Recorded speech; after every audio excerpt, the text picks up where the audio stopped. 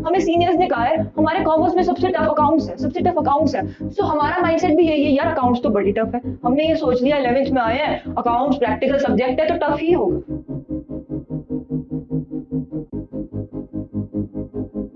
So hello everyone, कैसे हो आप सब? I hope you all are doing well. आज मैम कौन सा चैप्टर पढ़ा रहे हो? कोई चैप्टर नहीं पढ़ा रही, बेसिक सी सिंपल सी बात करेंगे आज। सिर्फ इंटरैक्ट करेंगे, बात करेंगे कि मैम अकाउंट्स कितना भी पढ़ लो, अकाउंट्स कितना भी समझ लो, वो वैलिडिटी नहीं आती, वो परफेक्शन नहीं आती अकाउंट्स में। सब सब्जेक्ट्स में सबसे ज्यादा अकाउंट्स को पढ़ते हैं, सबसे ज्यादा अकाउंट्स में हार्ड वर्क करते हैं, फिर भी मार्क्स नहीं आते उतने जितने चाहिए। क्यों मैम? कभी कभी ऐसा होता है कि एग्जाम में गए और क्वेश्चन आता होता है पर समझ नहीं आता इस क्वेश्चन को करना कैसे है, कभी मैच नहीं होती at the and balance sheet. Ma'am हमेशा ही ऐसा रहता है, मोस्ट ऑफ द स्टूडेंट्स के ये इश्यूज रहते हैं कि मैम एग्जाम में जाकर क्वेश्चन भूल जाता है कि ये डेबिट करना है या ये क्रेडिट करना है, वहां पर जाकर ये बात ही नहीं याद रहती। ऐसा क्यों हो जाता है ma'am? So listen to me, आज हम बात करेंगे कि कौन से ऐसे पॉइंट्स हैं जो हमें याद रखने हैं अकाउंट्स पढ़ते टाइम। क्या होता है, स्टार्ट करते हैं, चलो ठीक है स्टार्ट करेंगे। 7 वेज, आज हम 7 वेज जानेंगे कि यार अकाउंट्स अगर हमें पढ़नी है ना तो हमें ये पॉइंट्स अपने दिमाग में डालकर चलने हैं। सबसे पहली बात क्या है? Make your concept clear. Concept किसी के भी क्लियर नहीं है, कंसेप्ट स्ट्रॉन्ग नहीं है। एग्जाम में अगर आप क्वेश्चन सॉल्व करने जा रहे हो तो एग्जाम में फॉर श्योर यही होने वाला है कि मैम डेबिट क्रेडिट ही नहीं याद रहता, गोल्डन रूल याद ही नहीं है, गोल्डन रूल समझ ही नहीं आया कि गोल्डन रूल में हमने क्या सीखा था, जर्नल एंट्री में हमने क्या सीखा था। हमें बेसिक ही नहीं पता, हम चले लेजर बनाने, कैश बुक बनाने। जब हमें जर्नल ही समझ नहीं आई, सबसे ज्यादा मेहनत जर्नल में करो, उसके बाद जर्नल का क्वेश्चन आए ना आए डजंट मैटर, क्योंकि जो क्लियरिटी आपको 11th में जर्नल देने वाला है ना, वो आपको आगे कोई चैप्टर नहीं देने वाला।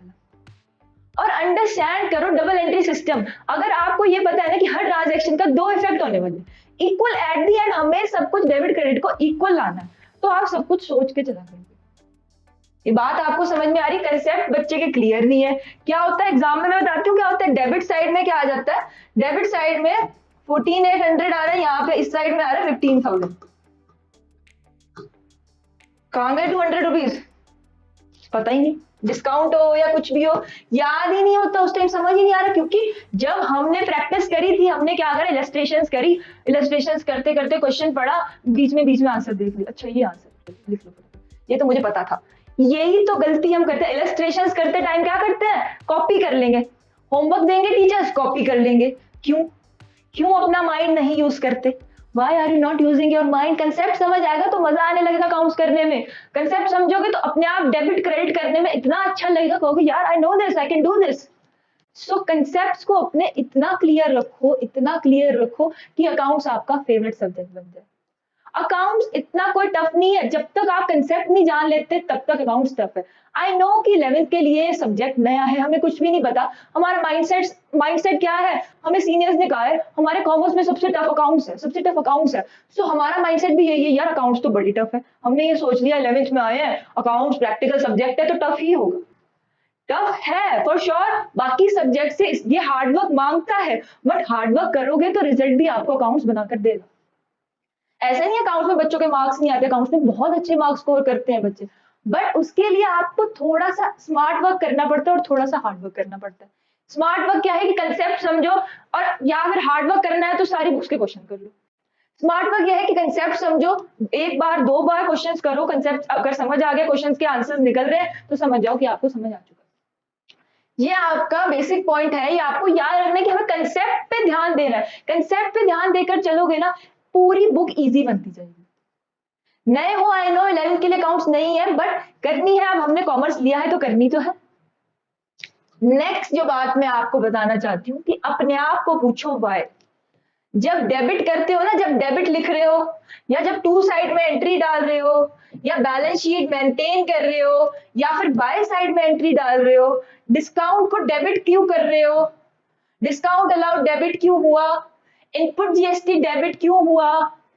बच्चा पता है क्या, मैं आपको बताती हूँ 11th 12th बीकॉम पूरी बीबीए पूरी कॉलेज यूनिवर्सिटी जाकर भी उसे ये नहीं पता होता कि इनपुट जीएसटी क्या है, जीएसटी क्या है, इनपुट जीएसटी क्या है।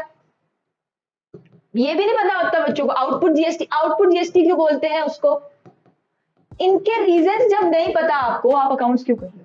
एंट्रीज रट के चले जाएंगे, इनपुट होता है डेबिट, आउटपुट होता है क्रेडिट। क्यों होता है हमें पता ही नहीं है। एंट्री वहां पर लिख देंगे input GST debit, output GST credit. क्यों?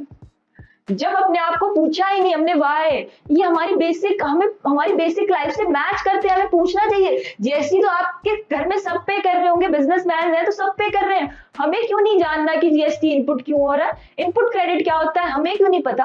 हमें क्यों नहीं पता डिस्काउंट अलाउड डेबिट क्यों होता है, डिस्काउंट रिसीव क्रेडिट क्यों नहीं होता, क्रेडिट क्यों होता है। हर चीज में अपने आप से पूछो क्यों। क्यों पूछ के चलोगे ना तो हर क्वेश्चन निकलता जाएगा, क्योंकि हमें पता है कि दिस इज हाँ क्यों है, तो हमें पता है क्यों करना है, क्यों का जवाब हमें आता है। हर बात में अपने आप से ये पूछकर चलोगे ना तो आप अकाउंट्स के मास्टर बन जाओगे। हर चैप्टर के मास्टर आप बन जाओगे। नेक्स्ट क्या है, कनेक्ट विद डेली एक्टिविटीज। जो भी ट्रांजैक्शन है आपकी डेली एक्टिविटी से कनेक्ट करो। अगर आपके पेरेंट्स कोई रिलेटिव बिजनेसमैन है तो आपके लिए कनेक्ट करना बहुत ईजी है। उनकी बुक्स में जाकर देखो, उनकी बुक्स चेकआउट करो कि वो बुक्स में नोट डाउन कैसे करते हैं। आप देखोगे इतना इनफॉर्मल वे में वो रिकॉर्डिंग कर रहे हैं, जिन्होंने कॉमर्स नहीं करी पर रिकॉर्ड वो यही चीजें कर रहे हैं। आप उनको फिर बताओगे ये तो जर्नल एंट्री है, इसको ऐसे करो ना। घर के अकाउंटेंट बन जाओगे अगर कनेक्ट करोगे अपनी बुक्स को लाइफ की बुक्स को अकाउंट्स की बुक से कंपेयर करोगे ना, समझ आ जाएगा सब कुछ। आप कहोगे मैं आपको अकाउंट्स बना के देता हूँ, ये क्या अकाउंट्स बनाते हो। सारी ट्रांजैक्शन परचेज हो रही है, आपके बिजनेस में भी तो परचेज होती है, सेल हो रही है, आपके बिजनेस में भी तो सेल होती है, ड्राइंग्स आती है, ड्राइंग्स का कंसेप्ट है। सो आपके पेरेंट्स, आपके रिलेटिव्स भी तो घर में कैश निकाल कर लाते हैं, रोज ही लाते हैं। ड्राइंग्स रोज होती है, बच्चा कह रहा है ड्राइंग्स मुझे समझ नहीं आता, ड्राइंग्स क्यों है। कैपिटल मुझे समझ नहीं आता, कैपिटल अजीब सा कंसेप्ट है। कैपिटल, कुछ बच्चों का कंसेप्ट ये रहता है कि कैपिटल पर्सनल अकाउंट क्यों है, हमें ये नहीं समझ आ रहा। क्यों पर्सनल अकाउंट है, ये इसलिए पर्सनल अकाउंट है क्योंकि ओनर का अकाउंट है, ओनर ने मनी इन्वेस्ट करा। फिर कहता है बच्चों कि मैम आपने तो कहा था ओनर का कोई इन्वॉल्वमेंट नहीं है। ओनर का इन्वॉल्वमेंट कोई नहीं है तभी तो उसको कैपिटल कहते हैं, नहीं तो उसे राम का अकाउंट है, राम का बिजनेस है तो राम अकाउंट ना कहते। ये बातें हमें पता ही नहीं है। हम अकाउंट्स बना रहे हैं, हम अकाउंट्स के फॉर्मेट बना रहे हैं, फॉर्मेट हमने रट ली है। टू इधर साइड में ये लिखना है, इधर साइड में ये लिखना है, इधर साइड में ये लिखना है, बस रट के चले गए, एग्जाम देकर आ गए, मार्क्स आ गए, चलो रट के 50-60 आ गए। अब अगर 100 स्कोर करना है ना तो हार्ड वर्क करना पड़ेगा और दिमाग यूज करना पड़ेगा थोड़ा सा। ये बात आपको समझ आई। डेली लाइफ से कनेक्ट करो, बुक्स चेकआउट करो, अपने पेरेंट्स की, अपने रिलेटिव्स की बुक्स चेकआउट करो कि वो क्या नोट डाउन करे। वो भी यही नोट डाउन कर रहे हैं कि आज ये बंदा इतना उधार ले गया, आज गोपाल आया था इतना उधार ले गया, आज राम आया था इतना उधार का सामान ले गया, यही सब वो नोट कर रहे हैं। फिर उसने इतनी पेमेंट वापस कर दी। उन्होंने पता है आपको क्या किया होता है, हर पेज पर ना लिखा होता है कि हाँ ये ना गोपाल का, हम यहाँ पर लिख रहे हैं सारा। फिर नेक्स्ट पेज पर राम लिखा होता है, नेक्स्ट पेज पे श्याम लिखा होता है, इधर प्लस माइनस, उधर उल्टा सीधा, जो भी उनको जैसे आता है वो वैसे मेंटेन करते रहते हैं। तो उनको जाकर भी आप समझा पाओगे। ठीक है, ये बात ध्यान रखनी है कि डेली लाइफ एक्टिविटी से कनेक्ट करके चलना है अकाउंट्स को। Then practice and revise. Accounts का एक ही फंडा है, अकाउंट्स में मार्क्स लाने का एक ही फंडा है, प्रैक्टिस।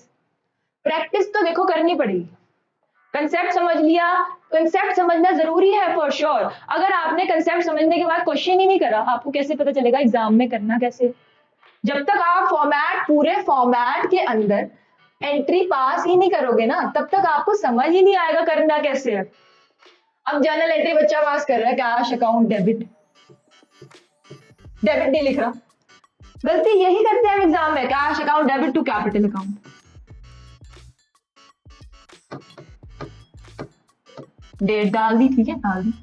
अब यहां पर जब डेबिट तुमने नहीं लिखा ना, जो तुमने यहाँ पर डेबिट नहीं लिखा ना, उसके मार्क्स कटेंगे फॉर श्योर, उसके मार्क्स कैसे कट जाएंगे। अब यहाँ पर अमाउंट एंटर करा, बच्चे की गलती क्या एग्जाम में, क्रेडिट का अमाउंट भी यहाँ एंटर कर दिया। क्यों नहीं प्रैक्टिस करी, क्यों मैम हमें तो सारा आता है, हमें प्रैक्टिस की नीड ही नहीं है। प्रैक्टिस करोगे तभी तो पता चलेगा क्रेडिट का अमाउंट यहाँ लिखना था, जो क्रेडिट का अमाउंट यहाँ पर लिखा हो। फिर कहते हो हमारे मार्क्स कट गए, हमें तो सब आता था। नरेशन नहीं लिख कर आए नीचे, बीइंग बिजनेस स्टार्टेड, नरेशन नहीं लिख कर आ रहे, मार्क्स क्यों नहीं कटेंगे। सो ये बातों का ध्यान रखना है, ये बातें ध्यान रख लोगे। अगर प्रैक्टिस नहीं करोगे ना तो कमांड नहीं बनेगी। जितनी प्रैक्टिस करोगे उतने कमांड बनाते जाओगे, उतने परफेक्ट बनते जाओगे। देन रिवीजन करना जरूरी है। अच्छा एक बात बताओ, जर्नल स्टार्ट करी, ठीक है जर्नल स्टार्ट करी, जर्नल स्टार्ट करने के बाद जर्नल में बेसिक ट्रांजैक्शन सीख ली, चलो बेसिक ट्रांजैक्शन सीख ली, बैंकिंग ट्रांजैक्शन सीख ली, स्पेशल ट्रांजैक्शन सीख ली, अब ये ट्रांजैक्शन सीख ली, 2-3 दिन बाद लेजर पूरा कर लिया, लेजर पूरा कर लिया, लेजर पूरा करने के बाद भूल गए। स्पेशल ट्रांजैक्शंस में क्या लिखते थे? स्पेशल ट्रांजैक्शन आ गई, अगर डेप पे किया तो डेप की एंट्री क्या होती थी? क्यों याद नहीं है? प्रैक्टिस नहीं करी, प्रैक्टिस नहीं करी ना, और वो पढ़ा ही नहीं कि इन इक्विपमेंट्स को ऑफिस इक्विपमेंट्स कहते हैं, पता ही नहीं है। अब एंट्री आ गई, वहां पर जो लिखा हुआ था क्वेश्चन में वही लिख कर आ गए, मार्क्स कट गए, ऑफिस इक्विपमेंट लिखना था, इसीलिए मार्क्स कटते। डेबिट क्रेडिट ऊपर जैसे कैश बुक का कॉलम है, लेजर का कॉलम है, डेबिट क्रेडिट यूज नहीं किया, मार्क्स कट जाते हैं। फिर इसीलिए मार्क्स कटते हैं क्योंकि प्रैक्टिस नहीं करी होती। प्रैक्टिस करी होती है, बस कंसेप्ट समझा होता है, कि इलस्ट्रेशन कर ली, वो भी देख के, डेबिट क्रेडिट मेंशन नहीं करा प्रॉपर्ली, ऊपर पर्टिकुलर्स नहीं बनाया, प्रॉपर लाइंस नहीं ड्रॉ करी, अमाउंट डेबिट अमाउंट क्रेडिट नहीं लिखा, ऐसे अमाउंट्स करते क्योंकि प्रैक्टिस नहीं करी होती, और उसके बाद रिवाइज तो भूल ही जाओ। अगर कोई चैप्टर बीच में स्किप हो गया तो उसे रिवाइज नहीं करना हमने तो आगे जाना है, बस समझ ही नहीं आएगा। क्यों आएगा समझ? प्रॉपर फॉर्मेट्स सबसे स्कोर करने का रीजन, सबसे ज्यादा स्कोर करने का रीजन है ना, वो प्रॉपर फॉर्मेट है। क्वेश्चन गलत है, फॉर्मेट प्रॉपर बना दिया ना, मार्क्स मिल जाएंगे, कुछ ना कुछ मार्क्स तो आपको मिलेंगे ही ना। तो फॉर्मेट प्रॉपरली बनाओ। फॉर्मेट प्रॉपर कैसे बना पाओगे? रीजन प्रैक्टिस है, प्रैक्टिस करते जाओगे तो फॉर्मेट बनाने आते जाएंगे। सो फॉर्मेट्स की प्रॉपर प्रैक्टिस करो, फॉर्मेट्स बनाओ, फॉर्मेट्स के अंदर क्वेश्चंस करो, सो आपके अंदर परफेक्शन आती जाएगी। Then theory is also important.